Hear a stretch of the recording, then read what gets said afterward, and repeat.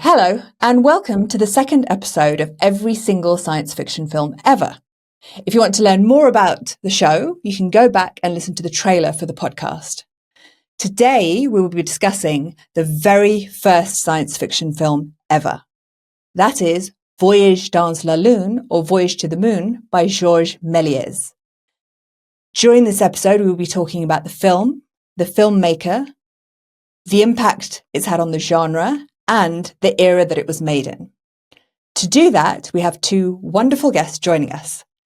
First of all, we have Richard Neupert, who is the Charles H. Wheatley Professor of Arts and the Coordinator of Film Studies at the University of Georgia. Hi, Richard. How are you doing? I'm terrific. Thank you. This is going to be great fun. And Richard, very conveniently, has also written a book called French Film History, 1895 to 1946. Joining him is Bert Ulrich, who has a very fascinating job. He acts as NASA's film liaison for film collaborators. How is that, Bert? It's a very sort of lively, dynamic job. I'm very, very fortunate to be involved in a lot of movies that are coming out that deal with science fiction. So it's fun, and we have a great team. So it sounds very fun. He also wrote an essay, which is very relevant, called A Legacy of Spectacle, the Impact of George Méliès on Science Fiction Filmmaking. So before we get to the kind of beginning of Méliès' interest in cinema, I wanted to quickly run over how he got there.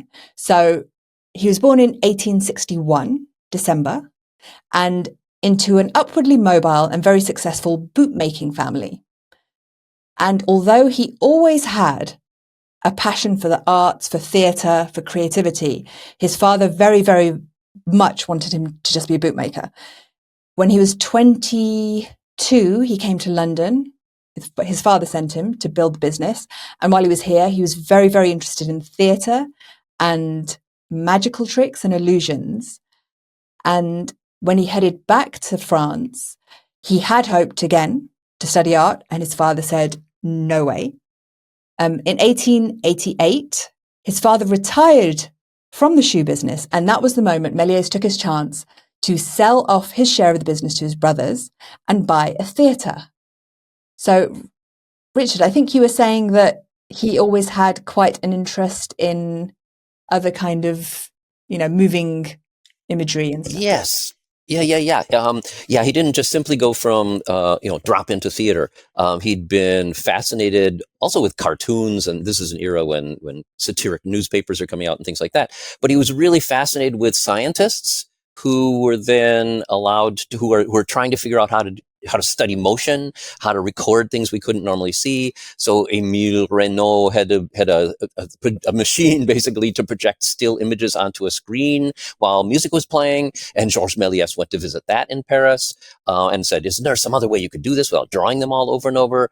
He met a bunch of scientists and other people. He saw the early Edison things. So he was really into theater and magic shows, but he also was really always aware of new technology, new things that could enliven his evening shows as well, I think. And also to mention that when he did take over this theatre, it became a huge success. So he was putting on his own magic shows and he made it very, very successful. So the passion did take him a lot, quite far. He was married at this time, but when he joined, when he started making these productions in his theatre, he met with his mistress, who was Jeanne Darcy. I don't know if I'm pronouncing that correctly. Yes. Who would eventually end up being his second wife. And I think it's best Richard, maybe you can describe what impact the Lumiere brothers screening would have had on him at this time.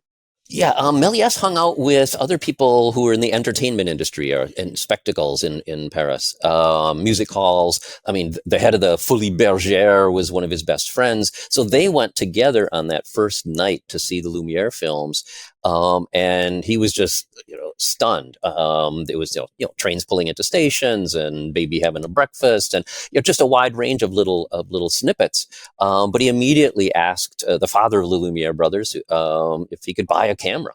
And they said no. They weren't really sure how they were going to sort of monetize yet or what they were going to be doing, whether they should control it or not. So he wanted a camera right away. I find it really interesting that apparently, so is it Antoine Lumiere, which was the father, who said, well, there's no future in this. We're going to make as much money as we can and get out, kind of thing. Yes, but his sons were a little wiser. His father, yes, at one point he kind of used that as an excuse, but they knew there was interest around the world. I mean, they had people from other countries saying, "We hear you're doing such and such," and they published a lot about what they were doing as well. So he really wanted to get into it. And one of the interesting things you mentioned, Darcy, she was quite an active woman in his life, but also around. She knew a lot of people. She's the one who really knew people in London who were developing their own cameras. She's the one who said, "George, let's go to London. You can buy a camera there," when other people were already copying it. So he really, he went to London, in fact, to look for another camera that he could figure out then how to a projector he really got that he turned into a camera for stop motion and other effects. He fixed up the projector himself, right? Yeah, he learned a lot in that boot factory. He was really a mechanical engineer in lots of ways before this. So he was a jack of all trades. And so yes, he designed his own camera that used stop action. So you could just stop things mid-screen or mid-shot and then start up again. So he really improved upon what most of the other cameras were of the era. Okay, well, we'll mention his special effects shortly because he is considered in many ways to be the father of special effects, and I know both of you know about that. So I just wanted to mention a little bit of an overview of the film. So would one of you like to describe it? Sure. The trip to the moon, voyage à la lune. Yes, it's really for anybody who has not know about his mode of production. First of all, he's got a whole bunch of entertainers he's using at his theater every night. He hires them to come film it, as well as acrobats and other people from circuses and things. But it's really a sort of semi-serious study of some scientists who decide to go to the moon. It's based loosely on Jules Verne because he has them build this gigantic cannon to blast their shell to the moon, and that was right out of Jules Verne. It's also based on Offenbach's. There was an operetta that almost everybody who watched this movie at the time would have been very familiar with about the travel in the moon as well. But it's really a story about a cluster of scientists who go to the moon, encounter these unusual characters, the Selenites, blow up a bunch of them. It's all silly confrontations, and then release themselves and come back. And importantly, they not only fall back into the sea. And Méliès's granddaughter has written a book about his life and things. And she said, that's the most prophetic thing about this movie is this idea that you would come back from outer space and land in the ocean. Which I think may have been from the Jules Verne novel. Yeah. Is that right? It is, right. But as Bert will say, certainly these things get picked up in other kinds of science fiction films and made more reality. Popular. Yeah. But what's also interesting is he does bring one of them back and almost like this specimen to the real world. So it's a journey to on the moon and then a return. And it's very theatrical. The style was called was it called fairy style? The Farik, yes. So it's a fantasy film that is going to incorporate a bunch of different genres, really. You're right. I mean, there's like almost dance numbers in the middle of it. They strut around at the beginning and the end. Yeah. To me, it seems very whimsical. Kind of, it's a bit of a farce. There's people kind of running around in kind of, comedy, in a comedy manner. I think what we'll hit upon slightly is something regarding the meaning, because it's very easy to look at old films and say, oh, it's so naive and innocent and, trite. And Richard, I think you'd mentioned that actually, that it can be quite satirical and there's a lot more meaning in it. And Méliès was actually quite political in many ways.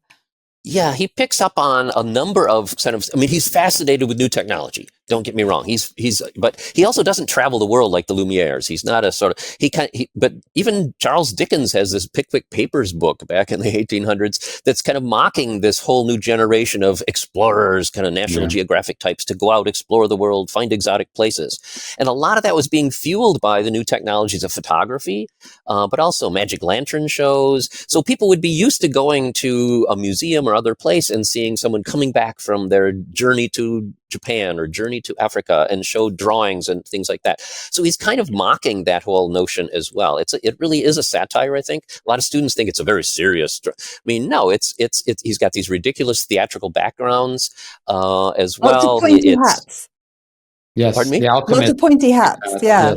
Yeah, from who knows what era they're supposed to be from. That's right. And I think, and Bert mentions this in his article, that they're more like medieval kind of alchemists than modern travelers. So he's mixing together a lot of different things for a number of traits, I think. I mean, I don't think it's supposed to be just funny or just serious. And sometimes serious things are going on in one part of the frame and something ridiculous is going on in another part of the frame. It's really for people used to a big expansive stage setting who would be looking for a number of different things at once. And it's just fantastic. The fantastical about it and the fantasy around it and just the visuals are just really fun and amazing and probably quite novel at the time, considering the effects that he used, right? You know, turning constellations into women, you know, just sort of, and, you know, these sort of Ziegfeld chorus girls sort of like popping up, and, you know, the moon turning into a grumpy face, and, you know, and it's just like, it's wonderful. I mean, it's just crazy. Yeah. And I think it's interesting because, you know, by this time, everyone knew that there wasn't going to be life on the moon unless, you know, maybe wishful thinkers out there. Or mushrooms growing on the moon. Yeah, mushrooms growing exactly. on the moon. Not needing any kind of like atmosphere and just getting out and bashing people with umbrellas, which is how they fight these moon beings. And I love the fact that that's all they need. Just bash them over the head with an umbrella and they vanish. It almost seems more like a British film. It sounds like a British film. Take an umbrella and hit people. But also, one of the things, Méliès in 1907 already is writing an article about his cinema, how he makes things and special effects, but he calls it a transformation cinema, that's the essence of what he's done, bring a new genre of transformation. And like you mentioned, I mean, they take their umbrellas and they set them down next to a gigantic mushroom, and then all of a sudden it turns into a mushroom and gets larger. So transforming even something as mundane as an umbrella, which then becomes a weapon, that's kind of the whimsy, as you said, of a Méliès film, I think. And imaginative. The imagination's amazing, and it's his visuals, right? I mean, it's his creation, and I think so. One of the main books I was able to get my hands on was Elizabeth Ezra's book on Méliès, and in that she mentions that. And I suppose when you're talking about all of these things about dreams and mushrooms and on the moon and you know, bashing things and things changing into one another, that when after his decline, it was the surrealists who were one of the first kind of group of artists to kind of, you know, gain interest again in his work. But we're kind of jumping ahead there. So I think we should talk about the special effects because, you know, the genre. Okay, so science fiction hadn't really been commonly used. It wouldn't have been commonly used as a term for what this was in 1902. No. Retrospectively, we call it science fiction. It has lots of, you know, and we'll go into this later, lots of symbols of science fiction and everything. But special effects, loads of special effects, and that is something that will continue through the decades. So maybe we'll head to Bert this time to talk a bit about that.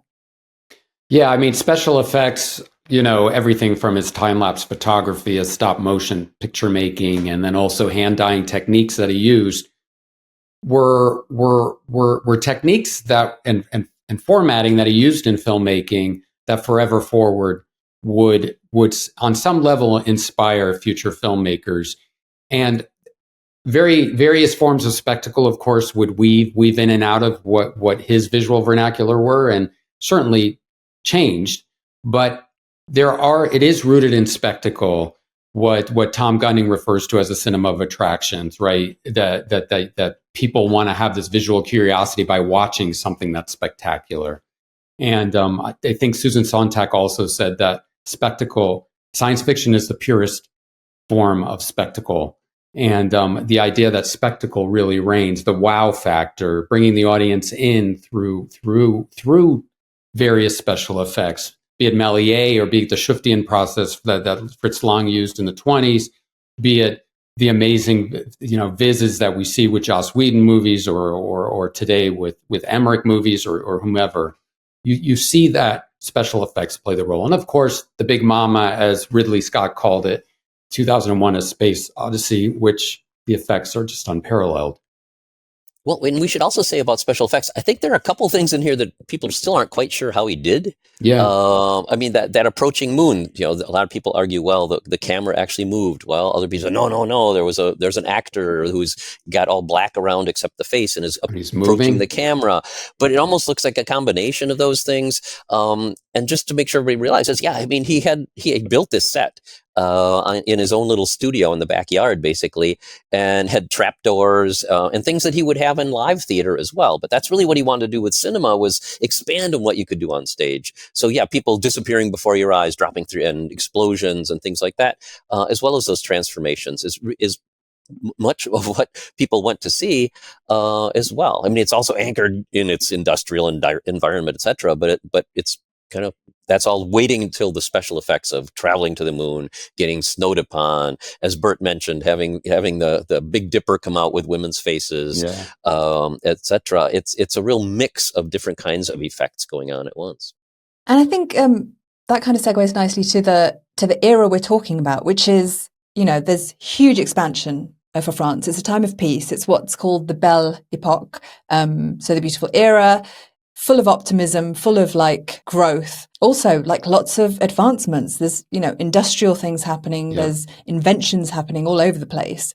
And it must have felt like a real explosion. Especially and on the same time, in the urban centers, I would think, right? Mm-hmm. I mean, the whole idea of this whole idea of a flaneur developing, someone that's sort of witnessing what's going around them. Can you describe a bit more what a flaneur is? A flaneur is just it's like an eyewitness, like somebody that's watching and just basically roam streets. Like when you're roaming streets in a city, let's say you're in New York City or in London or wherever, or in Berlin or whatever, it's just the idea of taking in a lot as you're just sort of walking around and sort of and regarding everything that's around you. And that sort of started developing, and people would also just want to have distractions. And I think it was a little bit of the beginning of ADD, right? I mean, it wasn't like you would want to see fleeting moments of things because you'd see so much. It would be so inspiring to be in a city that was basically exploding at the time due to the way the industrial process was going as well, and the economies. But anyway, go ahead, Richard.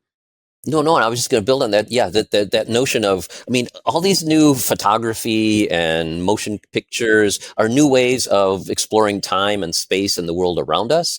Lumiere said, we're going to bring the world to the world, show the world to the world. So Lumiere is also going to be fascinated with this optimism. I mean, they really believed in industrialism as bringing everybody up.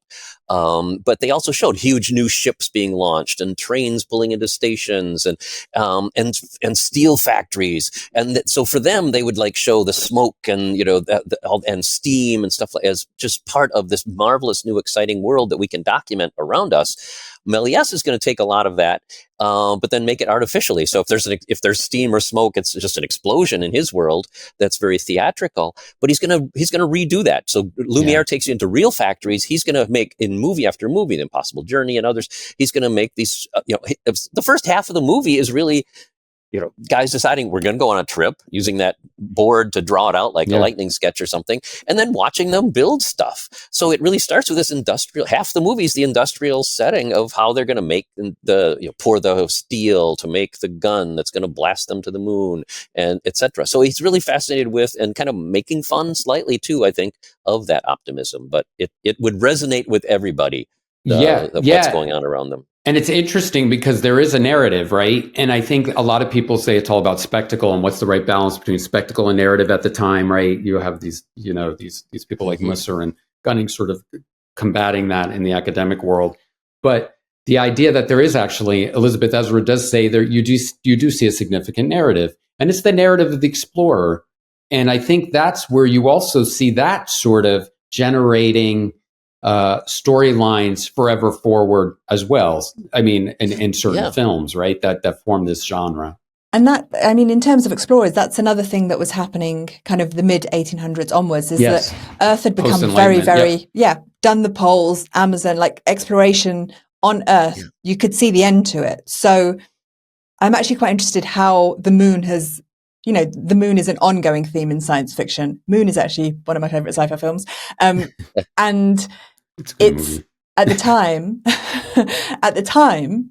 there were selenographers, and I'm sure Bert, there are still probably selenographers, but at the time it was a very it was thriving. And something I will put in the show notes is these amazing kind of painstakingly drawn drawings of the moon, and in tiny parts. They'd break them up into tiny parts and do really, really kind of detailed drawings of the craters and everything that was their scene. It would take them years to do. Yeah. So it is the kind of first place after the Earth humans did go, and you could see that, there were people who believed that was what was going to happen, and it's fascinating to think there were people who would have seen a voyage to the moon and then still been alive when humans did actually go to the moon, which is quite beautiful. And it also goes to, one of the very first kind of photographies was somebody trying to record a lunar eclipse, and hook some kind of camera device to a telescope. So, it also goes to the very beginning and the very heart of Méliès's era of people trying to record the real moon. And then he's going to develop this fantasy one with the rocket in the eye that is still, whether it's in a Scorsese movie or on a poster. So iconic. Still, it just means something. It's amusing and it's really stunning to people still. It's almost like a brand or an imprint on pop culture too, right? It's just something that resonates. People go, oh, the moon. Yes, people know that image. And it's amazing.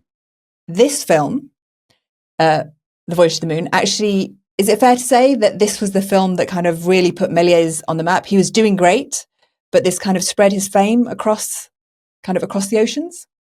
Yeah, it really helps. He did a number of different kinds of movies. He did a lot of short little fantasy movies and demons turning into other things before your eyes and stuff. But yeah, this is the one that he spent most time on up to that point in his career, 3 months to shoot it.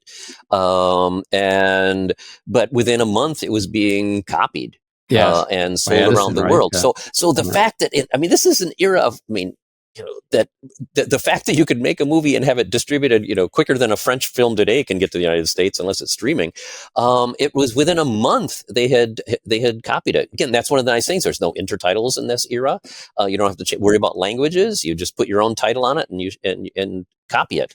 It was a movie that became really, really, really popular in France, around Europe, and was quickly duped illegally and shown around the world, especially by the Edisons and Lubin and other companies here in the United States. Pirated and copied, and royalties given to people who had nothing to do with him. Yeah. To build on it, it did make him really popular. It made him then realize the value of making longer films, because this was a long movie for this era. It was 14 minutes. And remember, there are no movie theaters, right? People would watch these, and people would usually just be watching very short films. The Lumieres were 50 seconds. That pretty soon there were 3-minute and 4-minute. But people would be watching these at fairs.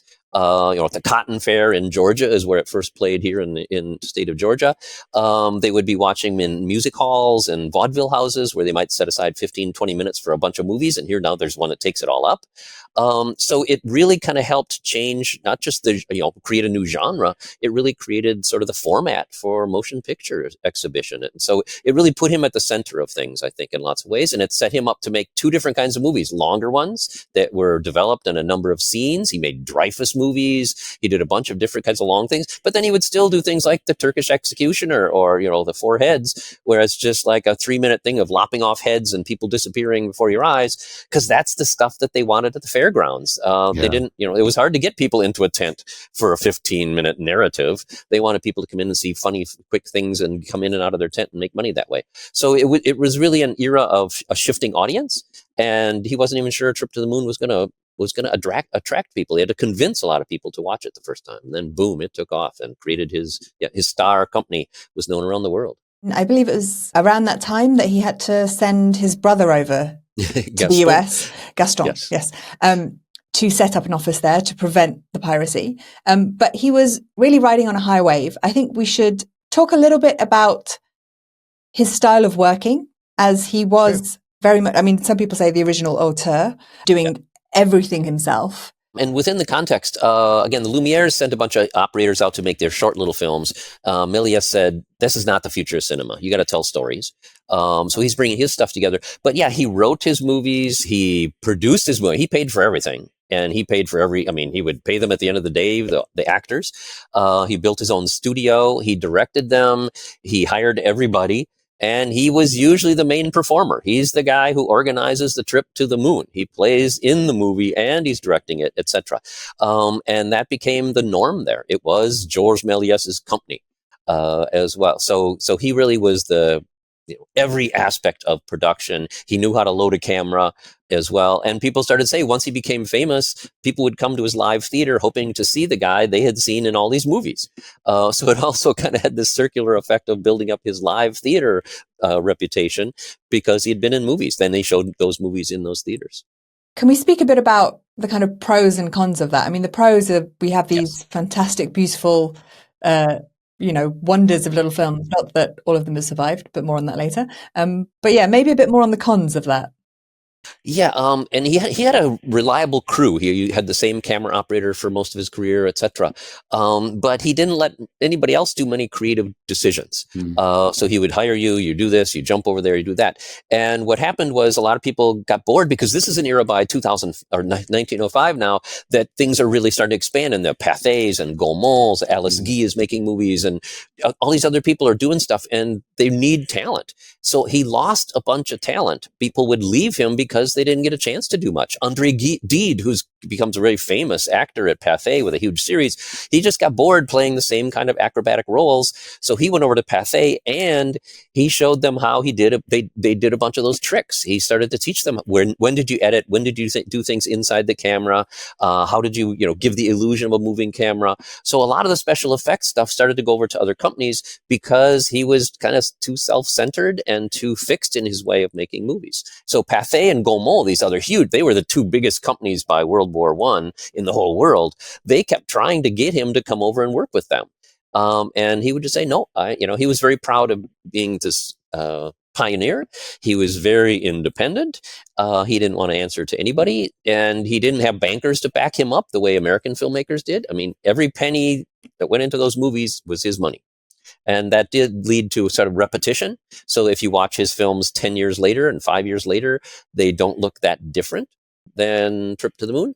And also he's still performing, and he's getting older, and he plays the same person over and over and over, which kind of becomes like a parody or a satire of himself that, he's always the lead, whether he's a bumpkin or whether he's a scientist or whatever he is, it's always the same guy. So everybody else is expanding and having many different kinds of movies, and his are becoming kind of quaint and a little too consistent. So what eventually happens a few years later is that he does sign a deal with Pathé. But can you talk a bit about why that happened?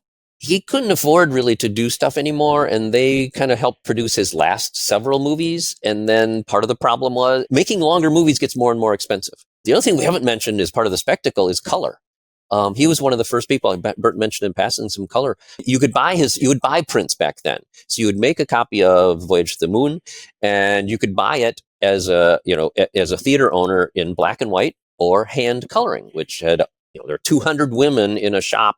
Every frame had to be hand colored on every print.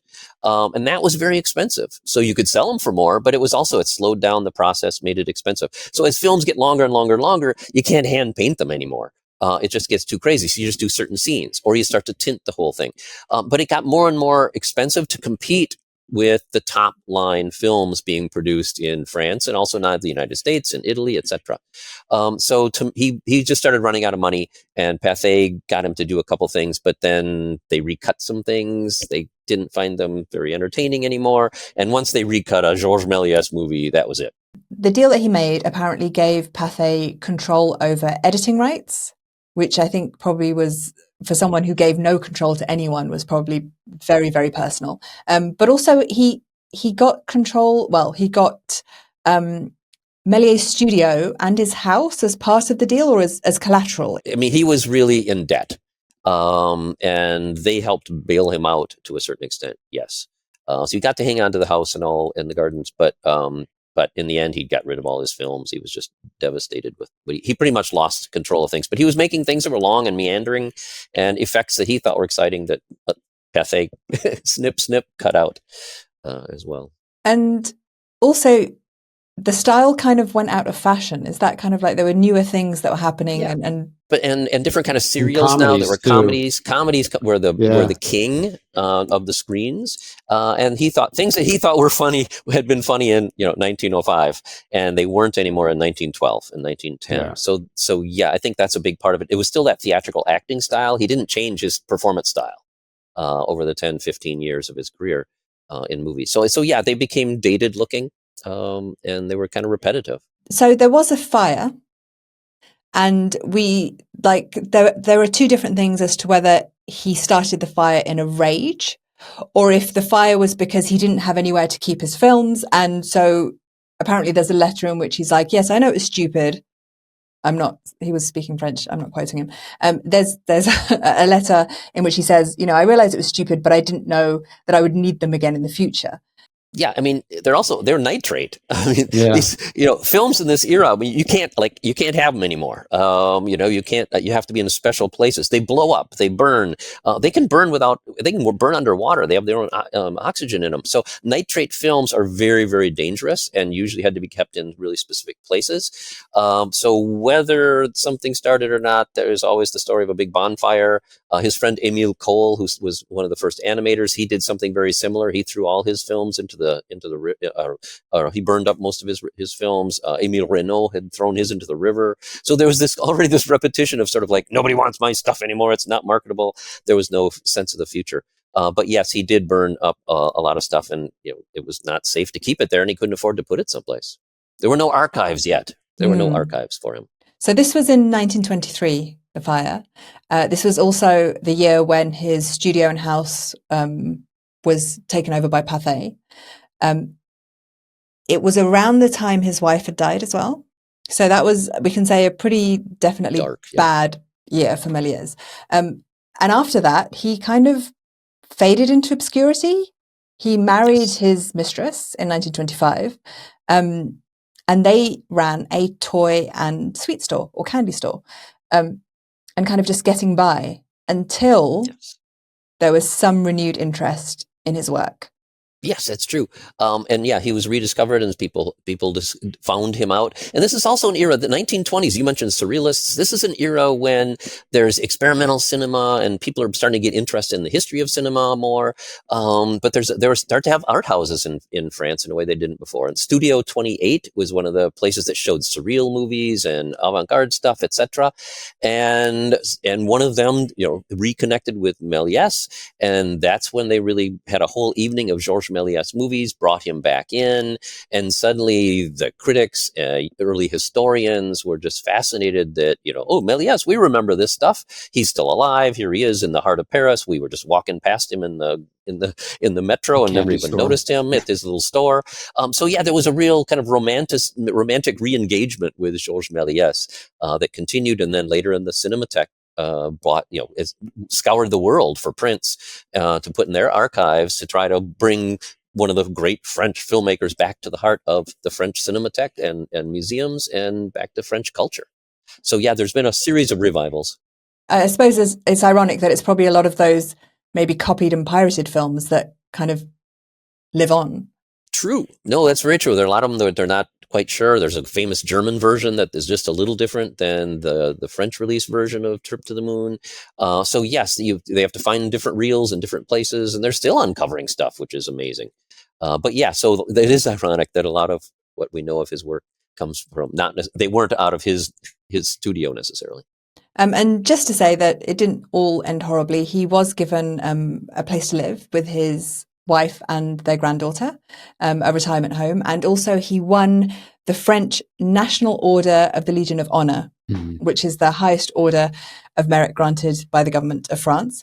There was this kind of revival, and although he didn't make any more films, he was advising other filmmakers in France. Yeah, and also in Paris, there's a little tiny square Emile Cole, the animator, next to the little place Georges Méliès. They were good friends, and it's really sweet that there's this one place in France named after him as well. So we've kind of covered the film and Méliès and Paris, but I want to talk a bit more about your essay about the ongoing influence of Méliès on the genre. Can you tell us a bit about the things that you think have kind of endured through the decades? Yeah. So in the article I wrote for Film International, basically I talk about three elements that you see sort of weave in and out of science fiction. One would be, of course, spectacle, which we've discussed quite a bit. The other would be the diegesis or the narrative of making a trip to a distant planet, which you also see weaving in and out. And then the third, of course, are semiotics or symbols, basically. What are the symbols that sort of speak to science fiction that first were derived from Méliès? And so you see things in the Méliès Voyage dans la Lune.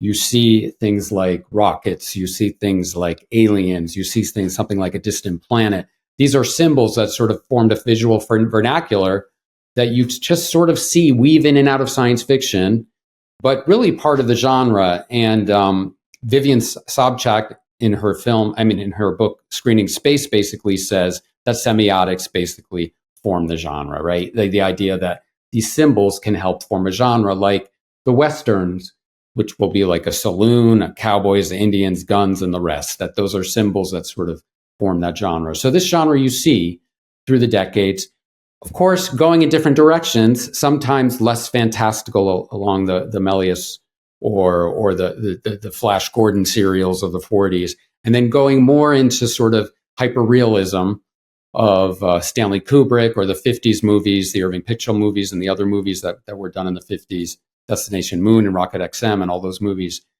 And then going into dystopia with Roland Emmerich, Michael Bay, Joss Whedon, superhero movies, everything from Independence Day to superhero movies. So you see just different elements just sort of starting to form, and not completing the genre, continues to evolve with technology as well.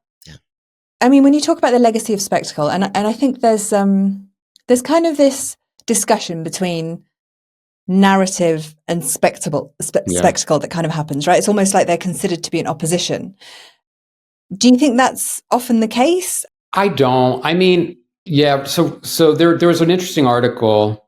I'd have to look up where it was, but it was with Ridley Scott being interviewed around Alien, and he basically said everyone talks about the visual effects of Alien. There's a narrative there. I think there is a narrative, right? It could be a simple narrative. It might not be all that complex in various films, but narrative does play a role, and it's a driver of the spectacle, as is, the spectacle itself, be it the visual effects. So I think all of these elements sort of help propel the genre forward. I think in this era of what is termed probably controversially as the silent era, there is that idea that what is the balance of narrative and spectacle in movies, especially Méliès and others that Tom Gunning and Charles Musser talked about. And, is there more of a narrative along the road, or is it really all about spectacle? To me, it's because it's like the beginnings of filmmaking. Mm-hmm. Like, you've literally gone from a train arriving at a station. Now that's the narrative there is, that's it. There's a train arriving at the station. So compared to that, we're saying, oh yeah, this is a narrative. There's a plot. You have to write it down. It's a beginning, middle, and end. But it seems unfair to try and compare that to, modern film and the language of film. Oh yes, completely. No, I mean it is unfair to do that, but you do see roots of it in the storyline and the narrative of Méliès, even if it will be much far more complex as you go along in different movies as well, of course. And also the spectacle, you have to understand also, is that it's audience driven, right? They needed to make money. And I think those, it's all about, making your mighty franc or dollar or whatever to be able to bring audiences in and to wow them.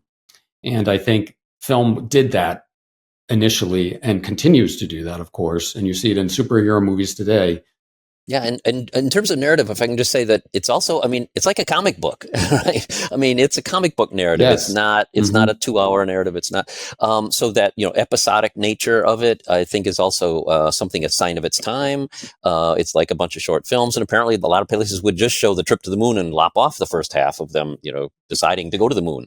Yeah. So that's the real attractions. But that cinema of attractions is, an exhibitionism. Here I am pretending to be a guy who's going to go to the moon. Oh, here I am, exploding this character from the moon.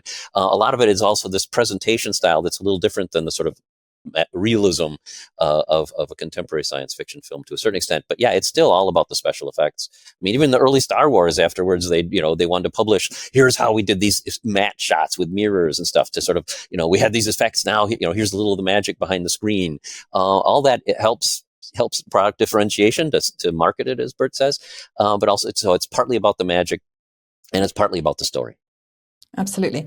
Can we talk about how science fiction's developed away from the kind of style of Méliès as well. Yeah. So what are the things that seem quite outdated, and, there's lots of new things in science fiction that are definitely not included in that film? Yes, definitely. I mean, I think you definitely see it in certain decades for sure. The hyper-realism that you attain in 2001, for instance, or I'm discounting the Stargate sequence because that's a whole nother conversation, which is more about spectacle an attraction and trippy. in itself. That's an attraction in itself. But when you look at how actually Stanley Kubrick worked with NASA basically to help bring the realism to his movie, with Arthur C. Clarke together, they kind of worked on that.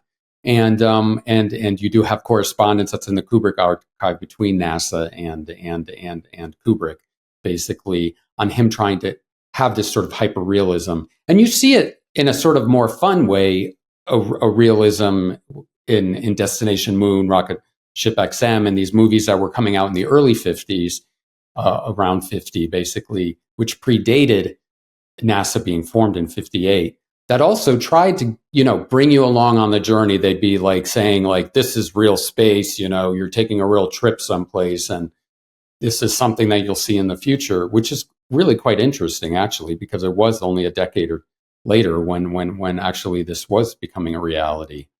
So, yeah, so you have that element for sure. And then you have Susan Sontag, who comes in with her amazing essay.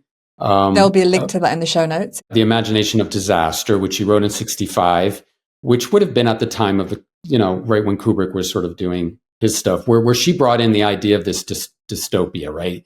And that it's a cinema of disaster, and that that everything's, I think she says something like everything's extensive and not intensive, and the idea that and also she was very presaging what was going on, and was really sort of foreshadowing what was going to come on with cinema as well, because it really did become a cinema of disaster when you consider the movies of the 90s and the 2000s and going forward.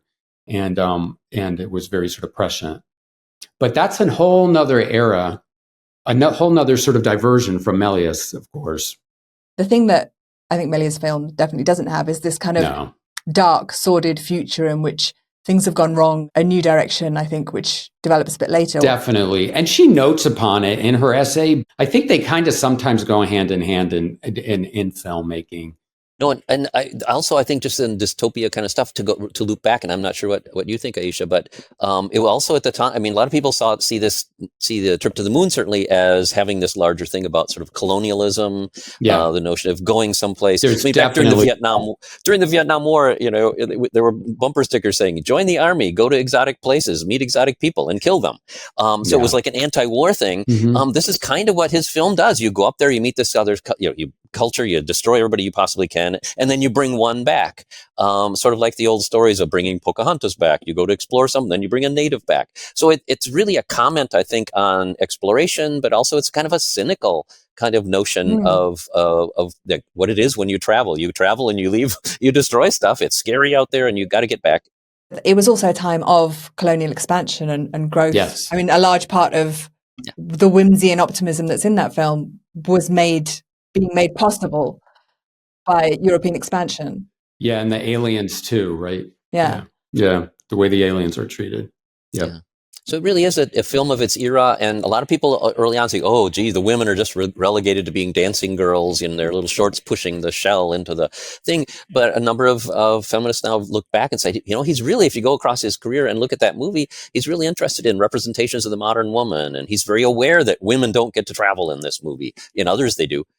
In Méliès's films. But I think he's really he's self-aware of his era, and he's trying to mock things and celebrate things all at the same time. He's deifying them too a little bit by making them stars and constellations and sort of a mold of that era. Yeah. There is a fondness for Méliès, and if anyone wants to check out Hugo, which I saw a few years ago with my children, that's quite an interesting take of the man who I think a lot of filmmakers are aware of, and kind of, it's not necessarily an homage, but it is a tip of the hat to Méliès. Any concluding thoughts? I'm really happy that Méliès existed and that we were able to sort of see how, movies sort of have taken off ever since he, first put that little telescope on the eye of the moon. So. Yeah, and also that there's this constant interest in him. And Yeah. in film school, quite often there are, in film history classes, there's sort of like Lumiere's at one end of the spectrum, Completely. Méliès is at the other end of the spectrum, and Hollywood's kind of in the middle. They borrowed from both realism things, but then some editing and special effects from Méliès. So a lot of people said early classical Hollywood cinema, when it grew up, Great Train Robbery, things like that, where it stops and you replace a person with a doll and then throw it off the train, that's pure Méliès. And yet at the same time, it's on a real moving train. That's Lumiere. So there's really the sense in film history that much of what we do still owes to those two poles of how the first couple French guys started making movies. Absolutely. Okay, so thank you so much for being on. And I just wanted to say to those listening, I'm going to whiz over a few sci-fi films next, as I have many iterations. And I will be focusing on Frankenstein and the Lost World in future episodes. The next film I will be looking at, if you want to join in, is the 1924 Aelita, Queen of Mars, which was made in the Soviet Union. So there'll be a lot of discussion about the culture that film came from. If you want to join along, I will share a link or where you can watch in the show notes so you can get ahead. And if you would like to leave a comment, then you can do that by leaving a short voice message at www.speakpipe.com/every sci-fi film. Thank you to my guests for joining us. See you Thank you. on the next episodes.